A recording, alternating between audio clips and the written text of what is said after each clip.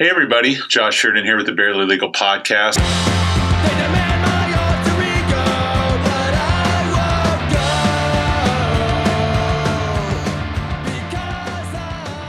On today's show, we have Jaquavious Curry, or JJ Curry, as his friends know him. He's come by the show today to talk about his career in stand-up, growing up in Georgia, being a member of our armed services, and even a member of the military police in our armed services. Interesting character with a lot of good stories. Thanks for stopping by. What's up, man? Thank you, bro. Thanks for inviting. Of course. So you know Darcy? Yeah, I know Darcy. How do you know Darcy? Just from the circuit? Yeah, she got me out. We did some hot yoga. She wasn't there, though. She wasn't there. She just came to and opened the door for me. And then she just led you there. Yeah, she led me to the path. She's like a recruiter or something. She's like, I got friends. Yeah. Hot yoga. I did that in my late 20s, early 30s. I think it would kill me now. I mean, putting on my clothes is hot yoga anymore. I just sweat my ass off and huffing and puffing. The first time I done hot yoga, it was with a date with a young lady, and the date was horrible. She was horrible, but the hot yoga was not that bad, and that's all I needed. And then I was just telling Darcy about it, and that's how she got me into it. She was like, "Well, I got a hot yoga spot." And I was like, "Okay." Was that a first date? No, not with me and her. Yeah. Yeah. That's an interesting choice. That's like taking a girl out for pasta on the first date, where you're having to slurp up the noodles and getting red shit all over your shirt. I mean, you can't fart in yoga. You're sweating. I got to see you I like to see people at their worst. Yeah. Well, there you go. Let's start it off this way. Yeah. It's like drop me in any emergency and let us figure our way out. Mm-hmm. Well, nice. So, Georgia is where you're born and raised? Yep. Okay, now what part of Georgia? A small town called Dudley, Georgia. Yeah, Dudley.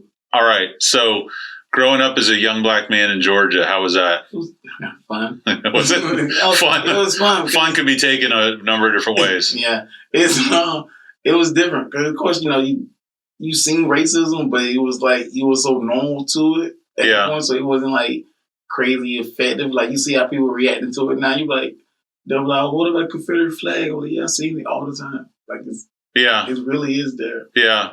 Mm-hmm. Well, we've all been conditioned to this sort of thing, and I don't. That's not good, but it's weird. The proximity and time to we're fighting about things that, like you said, have always been there. So the question is, why now? Why is it all of a sudden at the forefront of everybody's discussion? I mean, obviously, we've got a bunch of young black folks getting killed for less than sufficient reasons. That's even worse too. Yeah, they go down a very dark path when you start going like with black people is because how I feel about those situations is we're talking about this like the current events why all the young black people dying, but then we also is like reflecting like no, it's been going on too. So it's like it seemed like people trying to tell us we're trying to have two different arguments. It was like, no, it's the same argument we've been saying for a very long time. Well, that's kind of part of the thing that's kind of becoming clear over these past 4 years is where it appeared there had been some evolution. It's now seeming that no, there wasn't. It was just kind of laying dormant. Yeah, it was just... in Obama's presidency and that world, people were kind of saying things behind closed doors. They always say that you said the quiet part loud. Mm-hmm. It's like everybody's saying the quiet part loud all of a sudden. Yeah. It's just, it's life now. It's just. Well, so your family, how many generations are you from Georgia? Born and raised. Okay, so I mean. Everybody. Same town. Like the small town that I'm really from, like my family's from is called Twiggs County, and they pretty much know I will go to elementary school and they're like, you want a Burt Johnson grandbaby just by looking at me. Yeah. Now I'm like, how do you know my granddaddy that well? And they're like, which one of them Johnson sisters your mom? Like that's like right. That's how in depth they had our family. Do they tell stories, pass down stories about civil rights and Yeah, well, I got some of those. I have jokes about a couple of information I've been working on. And I've been told as a kid. So it's like you get those stories. My stepdad family was like, he'll tell me stories of like they own land. So like they knew that black people owned this land. So when there was like times where people would be chased, they'll get to our land and then they'll just stop and turn around. And one time I guess his father and his father's father, his grandfather, uh, they saw a dude flip a truck or some sort that they saved the white dude, and they were like, "Why do you help save that white man?" He was like, "Because for the rest of his life, you gotta know that black dude is the reason why you living." Yeah, And like it really is simple stuff like that would happen. Yeah, it's so insane. Have you happened to watch the Lovecraft Country that's been on? I haven't watched it, but I heard it's great, and I like to. I'm gonna probably end up watching that one. It's pretty interesting because it's a Jordan Peele, and he kind of somehow merges two worlds. He merges the whole civil rights movement with science fiction, and so a lot of these there's I think it's the first episode. It's the racist police officer, and they have these. I've never even heard the phrase before, but sundown towns. Mm-hmm. Like you can't be in this town after sundown. Have you heard of that phrase before, or at least familiar with the concept? I've heard that phrase before. I probably know maybe a few different characters like that. So what the sheriff of that town is kind of chasing him, and he ends up turning into this otherworldly demon and stuff. So it's kind of an interesting. Wait, what? Yeah. You got to check it out. Yeah. It's different. But it's a really good show. My cousin actually was an assistant director on it. So he told me about it when he was working on it. And I remember, I think it was when Georgia, what did they do? It had something to do with abortion, I think. We passed that abortion law. Yeah. And I think Georgia said, I'm not going to film there. And Atlanta makes a ton of money off of film and movie. I mean, Atlanta's becoming the new Hollywood now. They had, Walking Dead was shot there, and a bunch of other things are shot there. I mean, they make a bunch of money off of that. Yeah, that's probably the number one cash right now is entertainment. I had such a. And how close are you to Atlanta? Maybe an hour, 30 minutes away. Atlanta, I have been to. So when I grew up, I used to go visit cousins in South Carolina. For whatever reason, I remember Savannah was always the exchange point. Maybe an hour from my house. And I love Savannah. Savannah is really cool. I mean, there's probably a lot of dark aspects to it too, but it is. Well, I'm sure it's all it's all slave houses and it's somewhere. No, we had to learn Georgia history, so that was Savannah's. I think is considered one of the most haunted places in America. Well, I would understand why. I mean, you go into these houses are crazy, and then you got who's the guy who's got the cats with the 5 toes? The author, Old Man in the Sea, Hemingway. Isn't there a Hemingway house in Savannah? I know there's one of the Keys, but he's got these cats that were bred and have an extra finger on their hand. You see? I mean, that's not even haunted. That's just real. I used to watch stuff. I used to watch most haunted places as a kid, and Savannah, Georgia, will always be brought up somewhere. There's I think there's a bar or something that you can see people walking. Have you ever seen anything? No. Do I believe? I don't believe, but I'll be down to see it. I'll be down to go on the hunt. I'll be on the hunt tour. Yeah. I'll be down for one. Was your family religious? Half of them was. Okay. And half of them wasn't. Okay. I was on the side that wasn't. Okay. Because, when you start getting into that faith belief system, you can start to deal in a world of demons and all these other things that, I've had friends who are pretty heavy into that stuff, and they'll tell me about instances that they have. But, I think the world as we see it is enough for me to deal with. I don't have to add shit into it to make it scarier. Add some excitement, man. Yeah. It's like seasoning. Yeah. So you have brothers and sisters? I have one brother, 2 sisters. And where do you fall in that lineup as far as age? So who's the oldest? My older brother, and then I have a sister. Are you all close? Me and my brother. My brother's the reason I'm in Tampa. He lives in Tampa. Oh, does he? Yeah. Is he a comedian too? Or? No. He's actually he's a plumber. He works for. I don't want to say. I don't know if you get sponsors or not. Or you can say it. I don't care. I think it's Bayshores. Bayshore Plumbing. They make money. That's where all the big houses are. It's a smart name. Bayshore Plumbing. Yeah. I may have got it wrong too, so I'm sorry. We'll post production it in. We'll have a Bayside Plumbing. So anyway, that's cool. And how much older is he than you? He's 7 years. Okay. Oh, that's a good older brother, almost like an uncle, kind of father figure. Me and him have always been tight ever since kids. That's awesome. Now, do you guys live together? We live together now. We live together now. Does he have to hear you work on your routines? Is this funny? For the most part, no. Yeah, he'll. Does he think you're funny, or does he annoyed by you? Okay, so my family love the idea that I do stand-up comedy. But my mom's probably the only one that doesn't have not listened or seen anything. Now, does she not like cursing, or does she not take it seriously as a line of work? No. She just, this is a normal question, because my brother and my cousin have all seen me.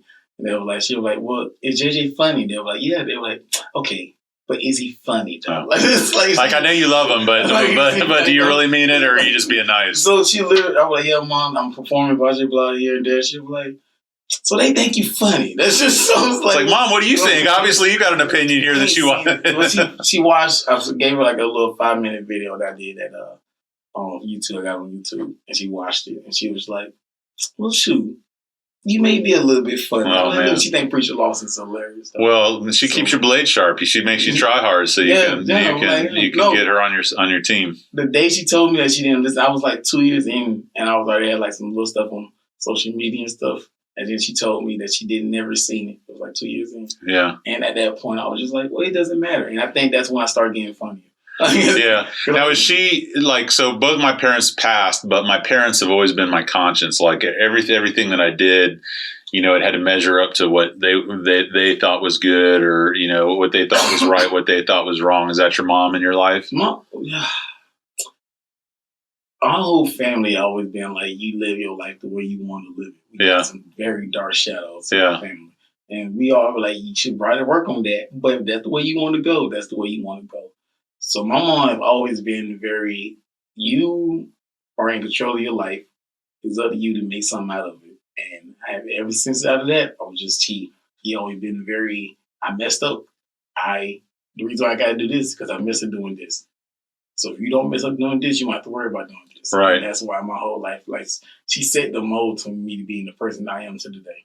Now, did you leave Georgia because of the military, or what branch? Air Force. Oh, wow. Yeah. Okay. I know I read. Look at that. That's not what I was saying. It's just, I've had a number of military people on here, and I don't think I've had an Air Force yet. Oh, yeah. I get a bunch of Army and Navy, but I think you might be the first Air Force. I had a Special Forces guy on here. Yeah.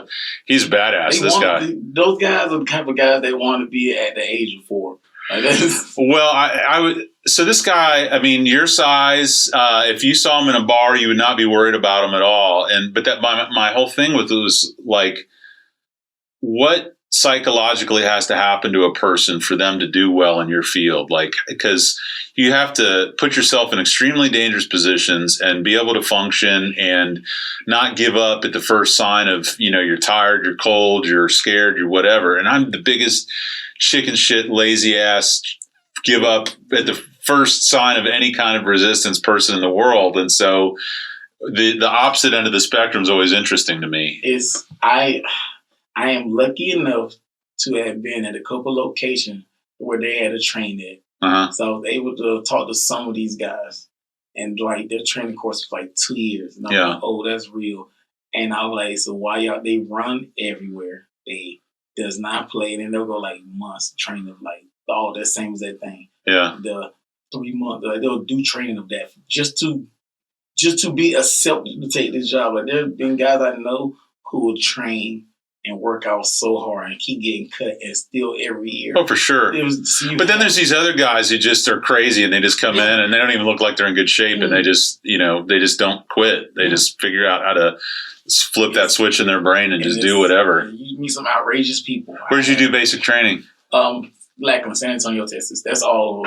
All Air Force. How was Texas? From Georgia compared, big difference. It was hot. It was It wasn't bad though. I wasn't used to like temperature wise. It wasn't too outrageous. It was a culture shock because I left from to a bigger city, so it was like I'm mesmerized. Even on basic, is it more or less redneck than Georgia? Is it more Latin? It was. Is it? Yeah. Oh, well, I guess that makes sense. Yeah. It was. So it was like that was different. The fact that like they ain't had that many trees, like I was just like, it's a lot of sun out here. That was going on, and a lot of not it wasn't very green. Like it was just so to me, I'm like getting all this visual awareness and at the same time getting yelled at. So like, So where were you stationed during your time in? Only got stationed to Herbert Field Air Force, and then that's when where's that? All the medical issues happened. That was a Panhandle. Oh, okay. In between Panama City and Isn't that where like Top Gun school is? Yeah. Or? Oh, that's another base. So, Yeah. So they get special training there. Yeah. At that base. So you got to see a lot of cool stuff. That's what I'm saying. I spent a lot of time with these random guys that was doing the spec. Our guys, like, you guys are crazy. And I was at that time I was a cop, so. So how did that happen? My recruiter was like, "Hey, you can have any job in the military. You got a pretty good high AVAS score. What do you want to do?" And I was like, "Well, get me out of here the fastest." And he said, "I got a security forces job that leads 2 weeks after you graduate high school." And I was like, "Bet." That's how. So what are you doing? Just pulling guys out of bars, or no? Well, the original goal was to you take care of the original. You do the gate control, and then you go patrol, and then for the most part, I'm sorry to stop you. I had a DUI case one time where the guy tried to hand his toll money to the security at McDill. he thought he was going over Howard Franklin, and he's like, "Here's my toll money." That is exactly what that is. It's like, you've been over that bridge 1,000 times. You know there's no toll there. Yeah. Who are you giving your money to? That's exactly what you deal with for the most part. Yeah. So that was going on. Drunk and disorderly, and once I got to my station, I actually got sick, like crazy sick. I had to relearn to walk again. Oh my God! Yeah, what was it? I had got diagnosed. I'm diagnosed with an autoimmune disease called polymyositis, Guillain-Barré, and also have lupus in my lungs. So I had like a very. So I know lupus and Guillain-Barré Guillain-Barré, but polymyositis pretty much my white blood cells eat my muscles. And is there anything to do? No. You just got to live with it. Live with it. So. This whole awareness of being clean out because of coronavirus. That's old hat, man. You've been doing that forever. I've been doing it for about 10 years now. Yeah. Well, I thought of this today. So I got a 2-year-old and a 6-year-old. And at this point in a calendar year, I would have been sick about 6 times by now. And I'm a pretty healthy, despite how I look, I'm generally pretty healthy. Like, I don't get sick a lot. But because of these little kids with their fingers in their nose and their butts constantly, you're getting sick. But because we've been distancing and because we've been wearing masks, I've been sick once. You've been social distancing your own daughter. Well, no, we weren't putting them in. Yeah. Stay away. I'm like throwing macaroni and cheese at her face. Eat it. Yeah, exactly. No, but so there's something to be said for wearing masks and washing your hands a bunch and not, there's. Like maybe they weren't doing that for. What was it? I think somebody found out that when I hate to say the Asian people flying from China or whatever. Mm-hmm. They be wearing masks. They're like, I'm not sick. Like, no, I'm doing this so you don't get sick. Like, for sure. Well, that used to be like a stereotype. Mm-hmm. Like they would get shit for it and kind of made fun of it. And I was like, ooh, okay, well, joke's on us because now we look like right. Well, right. Yeah, we're just behind. Like everything, like every other thing, math, auto production, preventative measures for contagious diseases. We just are behind the curve. So, when did you get out of the military? I got medically separated out in August 2012. So when did the comedy bug, like, have you always had that, or is that something you kind of developed over time? I guess I always been me. Yeah. Like I can just picture you in the military making everybody laugh. That's what it was too. Yeah. So it was just like, they'll ask me a story about how the whole near-death experience. They would ask me questions because I was known as I had just got there. So nobody knew who I was. So the first 3 months of me being there, I'm in a hospital bed, and when I get back, you get herded to the room with you, the dying kid. Yeah. So everybody want to ask the dying kid what happened. And as I would tell them the story in my natural way. Yeah. They were like, I don't know whether to cry or to laugh. And right. That led them to tell us more stories. So, we were talking a little bit before you got on the show that one of the things that I've found with people who go into comedy is that a lot of times that sense of what's funny is honed by an experience with darkness of some sort. I've oftentimes compared comedians to boxers. Usually the best boxers, their backstory is just awful. Yeah, it's like, I was raised by dogs, and both my parents were killed in front of me, and my brother is arrested, and it's like that puppy to eat it. Yeah. But now they're have 3 belts and are unstoppable. And a lot of, the same thing is in comedy. And it's funny because it's not funny. It's actually kind of dark. But, very recently, a lot of the top comedians have either killed themselves or they've been involved in this Me Too stuff. And, clearly they've got demons that they're dealing with. It's funny because it's not the comedian you expect it to come from, though. It's not the crazy one that you're like, that's so Yeah, Cat Williams is probably like clean as hell and hanging out, going to church every Sunday and fine. And then you have Aziz Ansari or whomever is believe it. So I always say the worst people are the people that keep their darkness inside. So you got to kind of make friends with it and be funny about it. So you can't, if you ball all that in, man, you're just gonna become a toxic person, and that's not. Well, so my wife, on Facebook, I'm pretty vocal about my anxiety and depression and kind of overall kind of orneriness with the world, and she's like, do you really feel that way? Because you don't seem that way, and it's like, if I don't make fun of it or make it, recognize it and make it funny, then it's gonna. You get a good dark joke in, boy, it make you laugh hard. Oh my God! Oh my God! I remember doing the show one time. I invited one of my manager out, and she seemed so happy. So I was like, "Look, there's gonna be a lot of dark comments on this show. I'm just giving you a heads up." And she said she never laughed so hard at so many dark things. I was like, "Yeah, you got it." Well, that's there's a lot of different ways that you can kind of approach comedy, and you can put different obstacles in your way, and I've talked about this I think a little bit with Darcy and Donnie Stopa, but some comics are clean comics, right? So they don't curse, and I don't have any opinion on that either way. I mean, there's clean comics that I like, but I also don't have any problem with comics who curse, but you're making your job harder, I think, by removing some of that content and some of those words from your act. But at the same time, you're not taking an easy way out. So you can kind of view that in two different ways, Yeah, because it's like you can add a difficulty of the words I can't say versus the words I can say. So it's just... So Jerry Seinfeld, I was listening to a podcast with him recently. It was with Mark Maron, who I was talking to you about. And Mark Maron's comedy he's kind of more like a diary. Like he kind of gets up on stage and it's almost like train of thought, and he's just talking about what struggles he's having, and there's no punchlines to it. It's just kind of an hour long funny story conversation. And Jerry said something to the effect of, I love what you do, but the hard thing is to get people to laugh. Like that's the peak of it.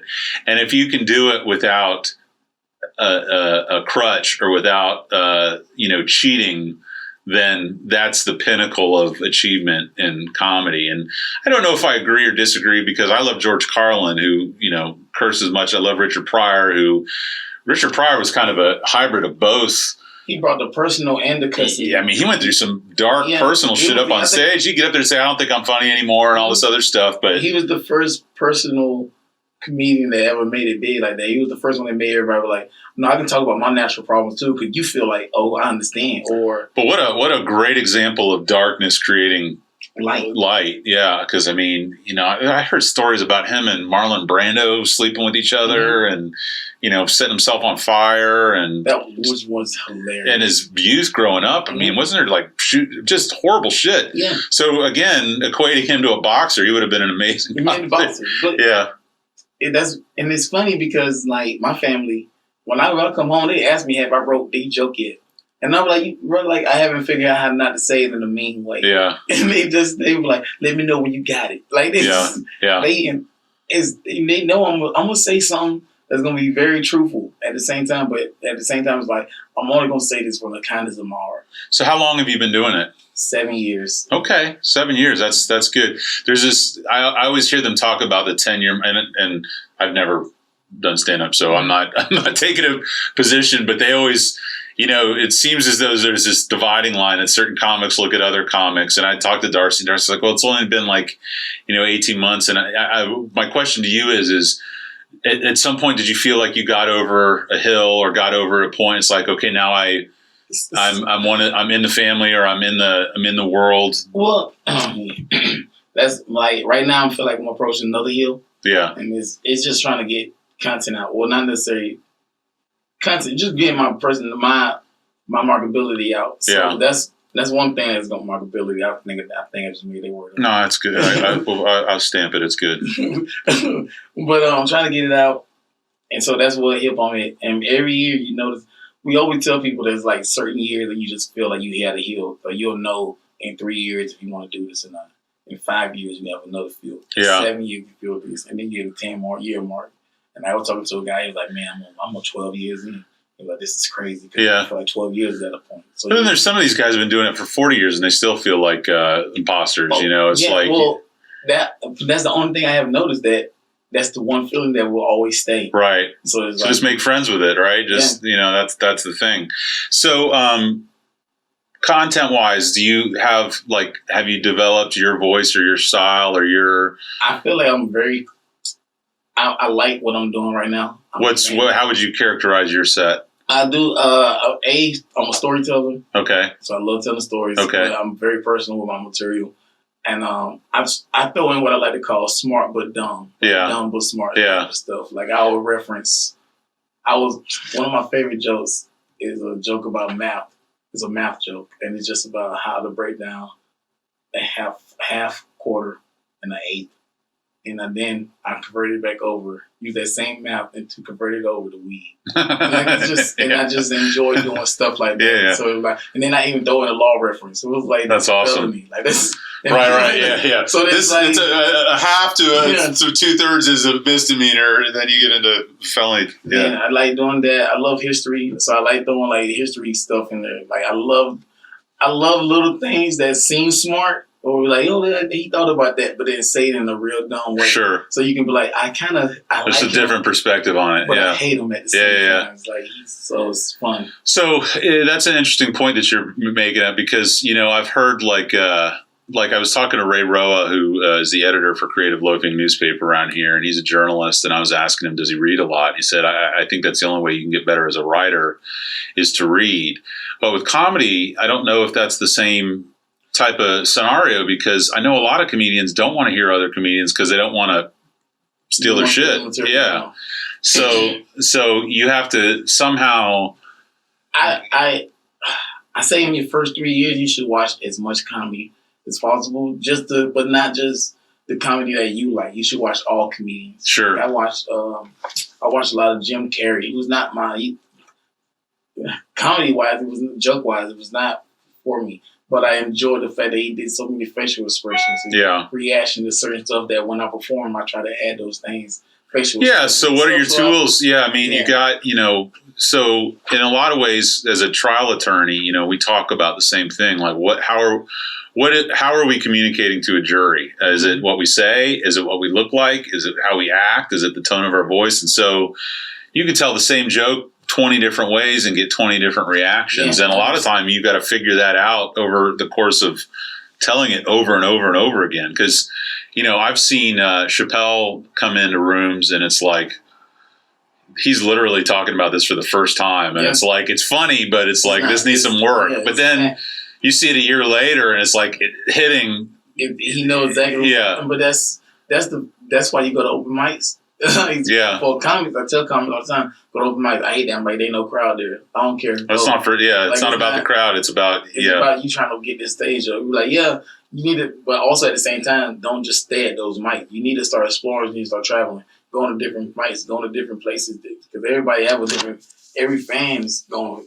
You don't know who's gonna be there at night shows. You're not gonna be your fan base in the very beginning. So I wanted to ask you this question. I've heard people talk about this, that up until relatively recently, there was black clubs and white clubs, and not because of segregation or but literally like black comedians would go here, black folks would go because that's what they wanted to hear. And it seems, and maybe you can correct me if I'm wrong, that there's been a little bit more of an integration, and more of an acceptance or an openness to kind of hearing different points of view than what you might nowadays because of.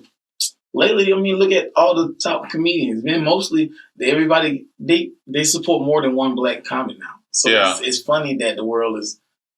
Well, I think if you said who are the top 5 to 10 male comedians in the world, I would have to think the greater majority of them are black. Yeah, well, Would you agree? I would agree with that, but I'm not just trying to say. Well, no. But I'm thinking, Kevin Hart, Dave Chappelle, and Chris Rock, and yeah.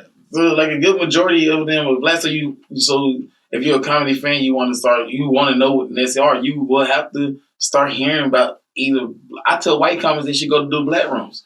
Like, well, so that's the other thing that I've heard is who was talking about the Apollo? Like, if you fuck up at the Apollo, like you hear about it, like they won't let you slide. Like, they won't. They keep off stage. They've been doing it. Yeah. I love watching it. Which is good because you don't want a false response. If it's not funny, you don't want them faking it. Yeah, but a lot of great people have been booed off the Apollo. I think Chris Rock was one of them. Oh, I'm sure. Yeah. So you told me a little bit about your material. As far as writing goes, are you writing on stage? Are you writing 24/7? Someone's breaking in. Don't worry about it. How do you write your material? So I write on stage mostly. And then like if I have an idea, I cannot write it on paper. For some reason, you get clusterfuck. So as soon as I have the idea, concept, like the idea that I want to go with, I'll go up on stage, hit record on my audio. You wake up in the middle of the night and like, hey, I got a joke about it. Yeah. I will try it on stage and just see if I can get some laughs, and I'll take that out. And then that's when I start constructing, like, okay, this is the left one, this is the left one, this is the left one. These need to change. This need to be updated. And I will literally do that as soon as I walk off stage. Now, when you're doing a spot now, are you an open, a middle, a headline? I get a lot more middle work lately. Okay. I still host occasionally whenever. How do you like hosting? I enjoy hosting because hosting seems like it's got to be fun because there's no pressure. And, well, there's always pressure, but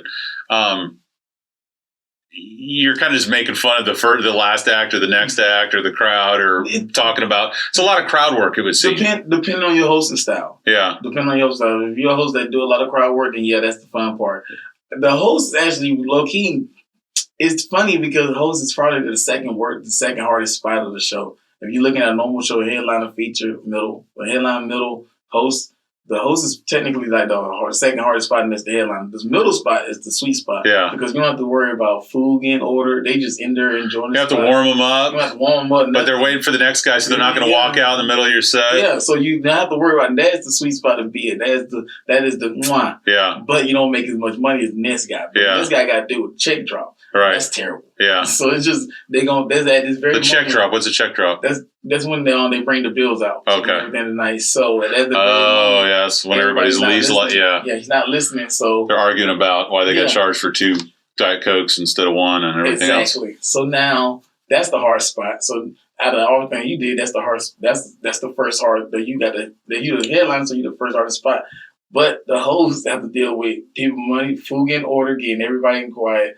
Worrying about if the tempo of the show is going right, they get the drink specials right. Like, it's a lot of things going on as a host. But once you're doing it so many times and starting to get real comfortable with it, now hosting becomes fun. Right. So that's when, and now I enjoy hosting because I enjoy.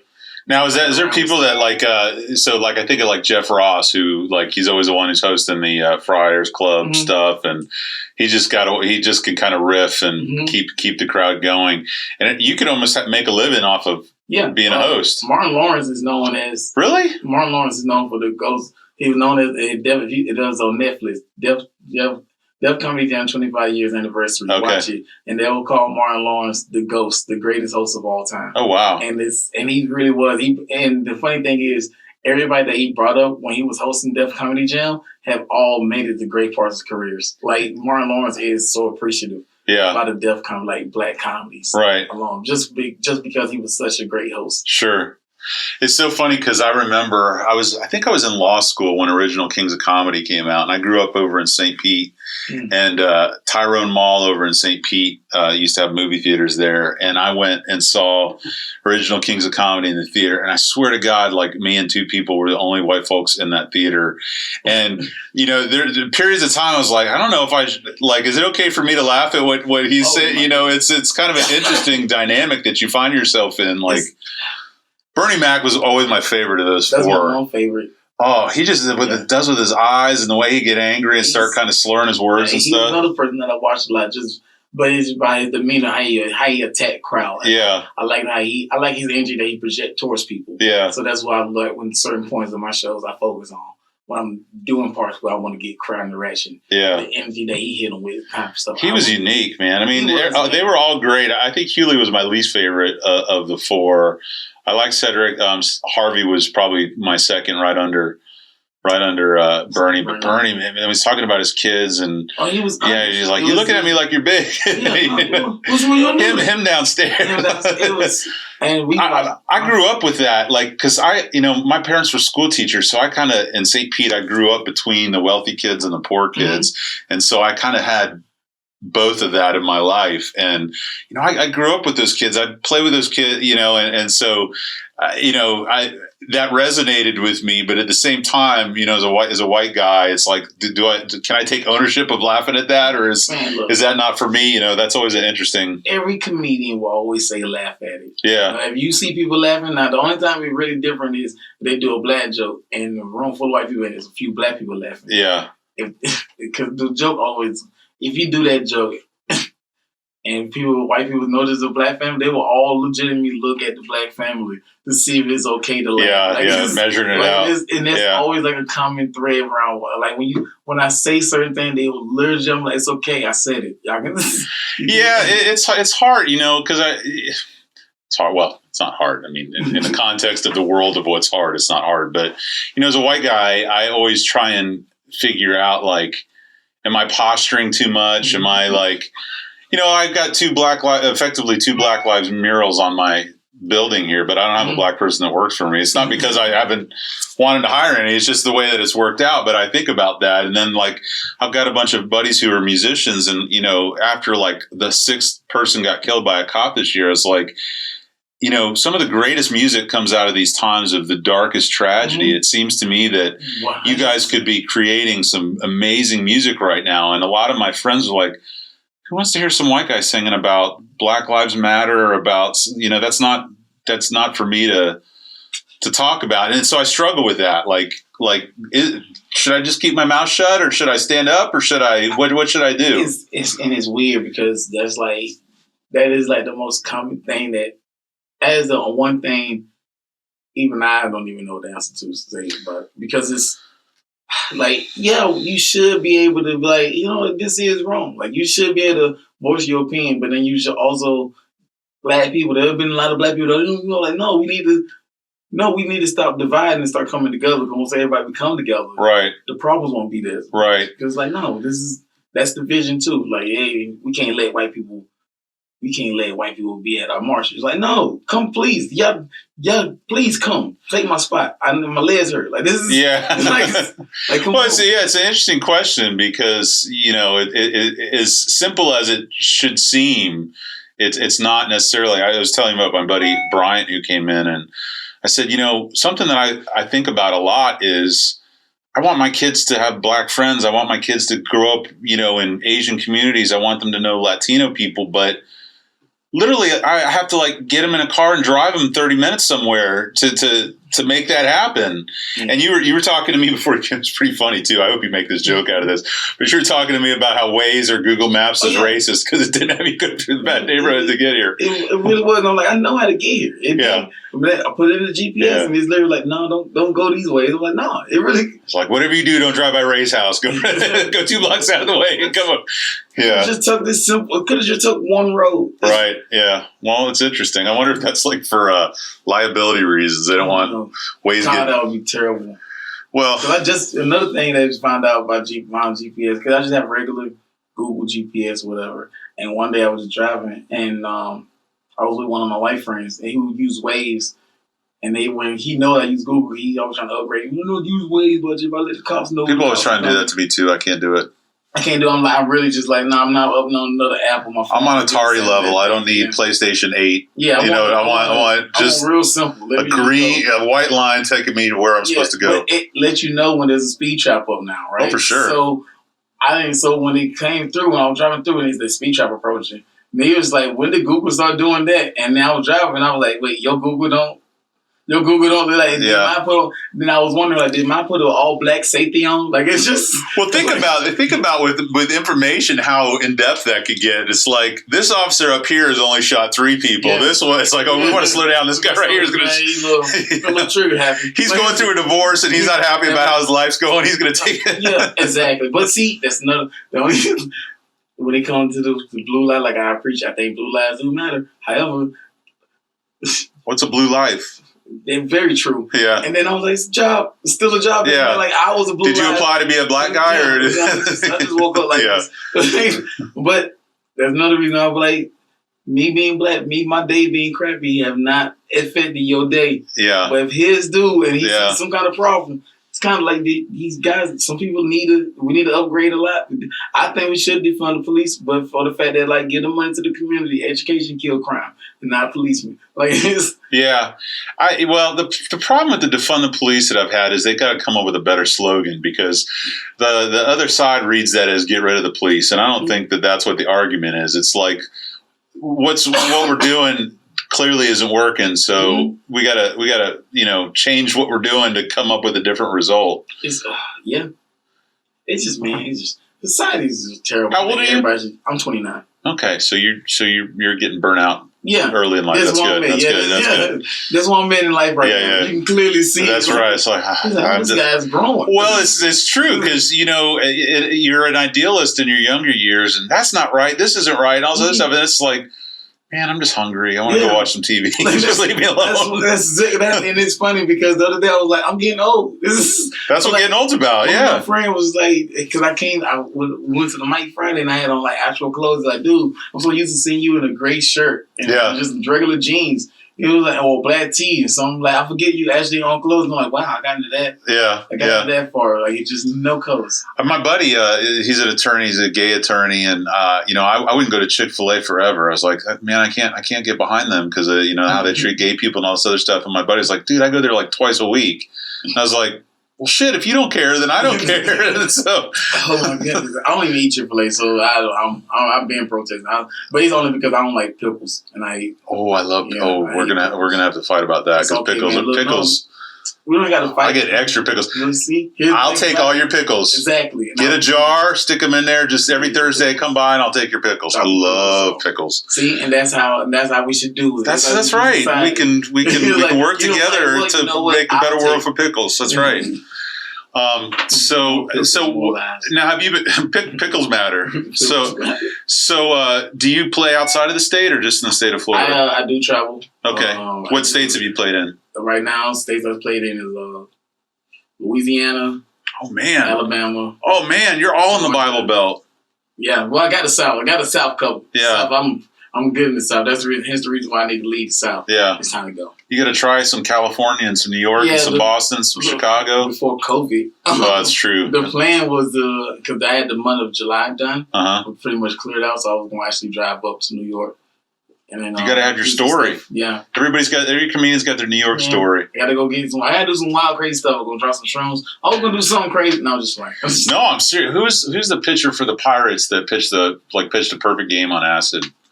If he really did that. Have you heard of that? No, I haven't. There's a documentary. There's a black pitcher, and I think it was for the Pirates.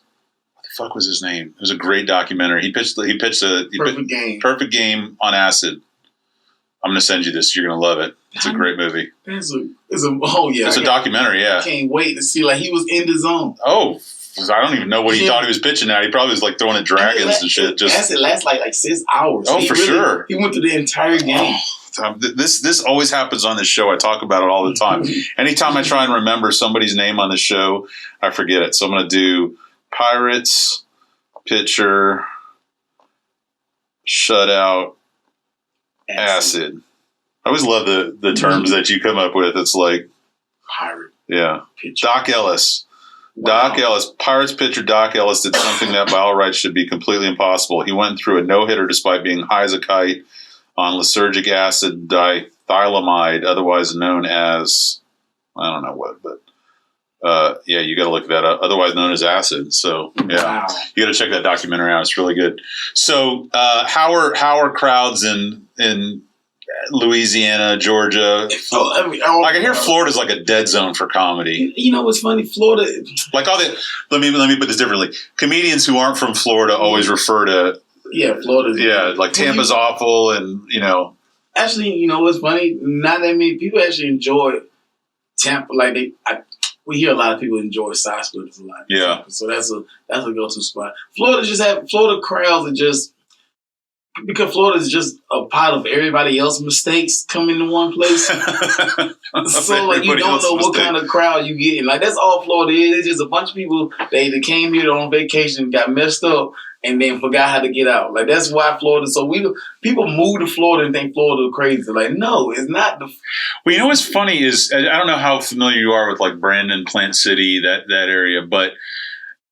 There's this weird phenomenon that happens there where you have these white folks who are as racist as they get, but they work day to day alongside black people and get along very well. And they almost know that life better than, the people on Bayshore who are spending all their money on Joe Biden and Kamala Harris trying to, further these policies. But, these people who kind of talk a certain way and have certain views, but it's Georgia.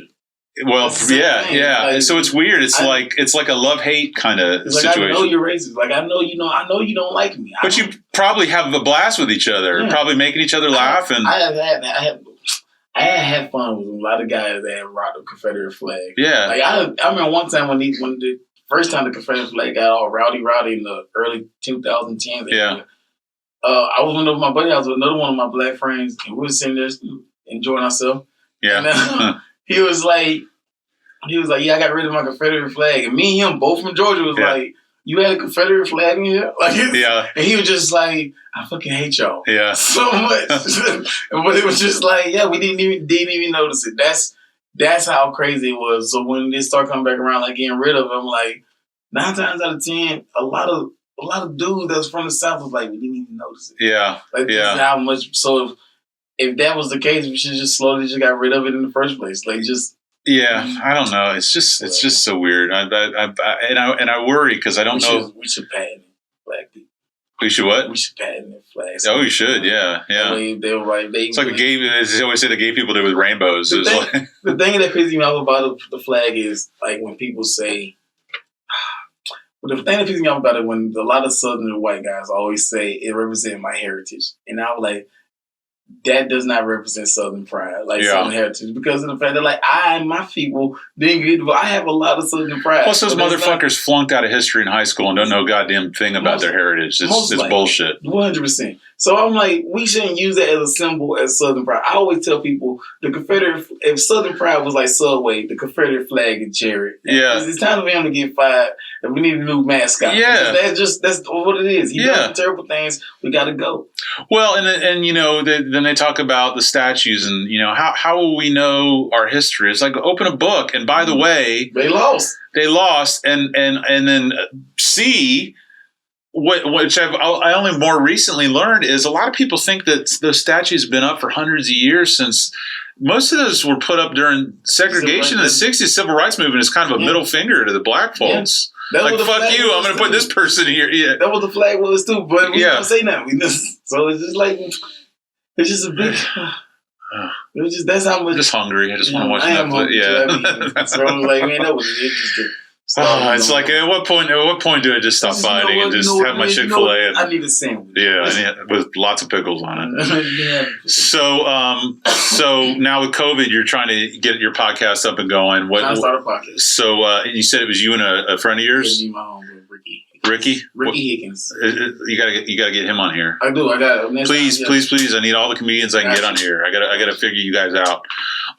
So what's your home club locally? Home club is Side Splitters. Okay, and is that the one up on Northdale maybe by? Yes. Okay, yeah. Who did I saw Gilbert Gottfried there. Who else did I see there? I'm trying to remember.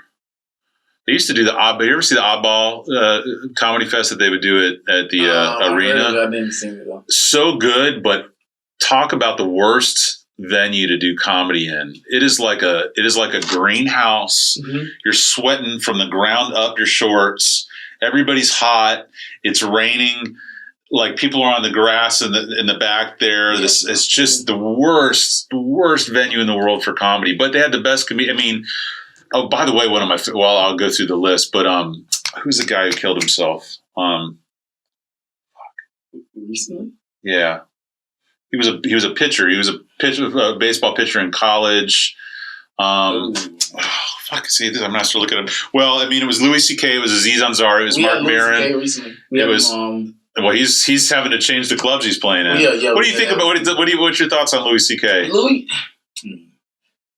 Brody Stevens. Brody Stevens he was the one who hosted it, and he's the one who killed himself. That I was thinking of. But anyway, go back to Louis C.K. I mean, what he did was wrong. He didn't rape. That's terrible to say. He didn't rape. He did ask.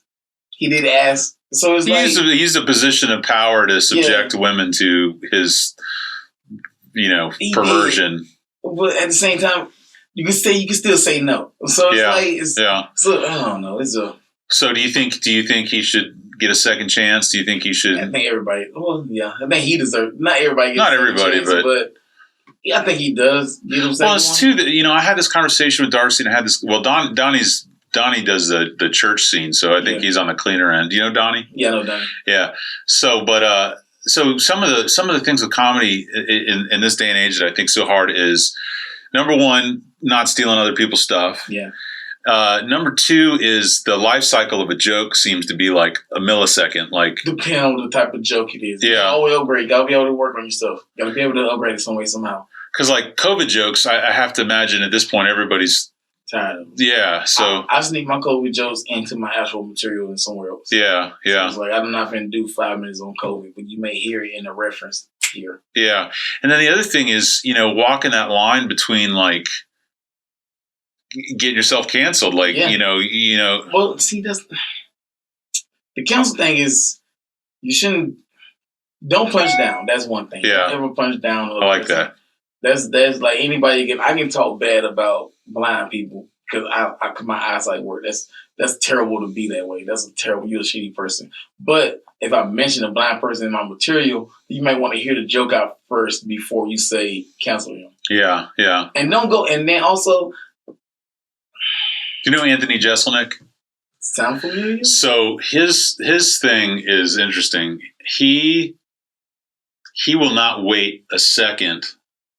Like, he probably was on Twitter with Kyle Rittenhouse jokes before he killed the third person at the protest. Like, he does not, like, he pushes them out right away. And he tries to see, like, how dark he can go. Like, he like, one of his first specials, he did this Casey Anthony joke, which was right after. Beautiful. It was so dark, so horrible, but just hit all the right notes, just perfect. And like you were saying earlier, when you can pull that off. See, and they also say doing dark comedy, I can't do a lot of dark. I can sneak in maybe a dark one or two, but I can't do the entire dark set. And that right there take a person that I can't. I love every dark comedian for the fact that they can get on there and do it, especially when they can pull it off. Yeah. I don't. Man. Yeah, yeah. To be able to kind of walk that minefield, walk that line, and not set any off. But you should be. Every comedian should be able to push the limit some way, somehow. Yeah. So what's on the horizon for you? I mean, are things picking back up as far as booking? I mean, obviously you got the podcasts that you're working on. Podcast, got to get that going. You have a tight 30. A tight. Yeah, I'm mostly featured, so I keep that nice 30 on my right. Yeah. Right now, I'm doing the North Pasco County. There was a venue that just opened up off 19. Normally, I'd warn you about Pasco, but you've lived in Georgia and Texas, so you just whatever life is. I'm ready for it. I'm adapted. I speak fluent racism. Yeah, just don't. I hope there's no comedy clubs in Polk County. Oh, I'm ready to get on live TV. The shows I got coming up right now, I have for Sarasota the Comedy is in North. I don't know the name of the venue. It's like it's on sarasotacomedy.com. You go to the August 25th, 26th date, and we be selling tickets on the website at Sarasota Comedy. It's I'm messing all this up. That's okay. I'll put it on Facebook. You just text them in. Yeah, we got you side splitters. We're not going to let you go down. Yeah, we never go down. Never gonna go down. But that's it, because COVID messed up everything else. Now, what about online? Do you have social media presence? Do you have Instagram? Do you have Twitter? Do you have Facebook? Do you have TikTok? Do you have? I guess you have TikTok anymore. I do have. Did they get rid of it? Oh, I don't know. I mean, I do have a TikTok. My wife made me delete it because there's too many girls dancing in yoga pants. So I'm sorry. That's all right. Sorry, I was a little ID password on my I just borrow your phone later. I do. My Instagram and Twitter handle is I'm_JJ, and Facebook you can just type in JJ Curry Comedy Page. You'll pull me up every time. Have you ever done the improv down here in Ybor? I have never done the improv. Okay, where does that rank? Is that like on par with Side Splitters? Is that above, below? Just it's the bigger venue. Yeah, but Side Splitters is the best club. Oh, well, I feel like there's more people I know at Side Splitters. Yeah. But some of the better shows that I've seen locally, I saw Jessamine there, and then I saw Charlie Murphy there, which was pretty good. Improv is a great venue. I mean, it's a great venue. They have a lot of great shows. They get a lot of comedians that I personally know and stuff like that, but Side Splitters locally owned, so I got the local scene. Well, no, that's okay. Who are your guys as far as comedians? Like as of right now? Yeah. Of course, the Dave Chappelle is my all-time favorite. Did you see the 846 special? Yeah. I wish someone would try that here. Ooh. So I talk about this a lot. One of the types of music I listen to comes from the Palm Desert over near California, and they have the generator parties where they take these batteries and put them out in the desert, and they all plug in their instruments and they play. Like, you just come and watch them play in the middle of the desert. And when I was watching Chappelle, when I was watching that 846, I was like, he's doing a generator party out on this farm. Oh, yeah. And I was just like, that there's no reason why you couldn't go to Plant City or go wherever and hook it up and do an outdoor event.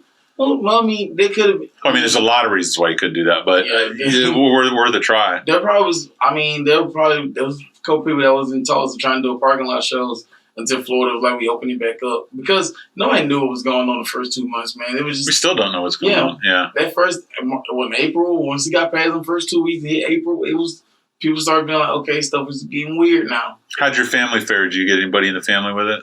Everybody did fine, but they didn't catch anything like that. My mom, pretty much. My mom's family, they all shut the house down. They live in Georgia. They wasn't even. Yeah. It's for some reason they hit rural areas. Then my brother and his kids, they all just stayed located. Me personally, I actually went back to the Panhandle, the area where I started comedy at, because I was going through some stuff. So I went back to a little mental. Yeah. Went back to recalculate myself personally what was going on. Who do you think's got the election in November? Rapist. No, safe bet. Hedge your bets. A sexual predator definitely going to win. Yeah. I just don't know which one. The one that grabs or the one that sniffs. Yeah. That's interesting. I wonder. The thing that I think is a lot of people are looking forward to that as being the point that things kind of dial down, and I think that's foolish. I don't think it's going anywhere. It's just gonna. I just hope that one day everybody just wake up and be like, I'm tired. Yeah. Right. Get your Chick-fil-A, get your pickles, and just chill out. This is not the way to move to upgrade life. I'm like, y'all keep on pushing, because I'm just going to sit here and take a nap real quick. Well, I appreciate you coming by so much. It was a pleasure meeting you. You're hilarious. I look forward to seeing you live someday. I'm glad Darcy introduced us. And all right. Thank you so much, man. I really appreciate it. Take it easy, sir. I'll make sure I bring Ricky. All right. Sounds good.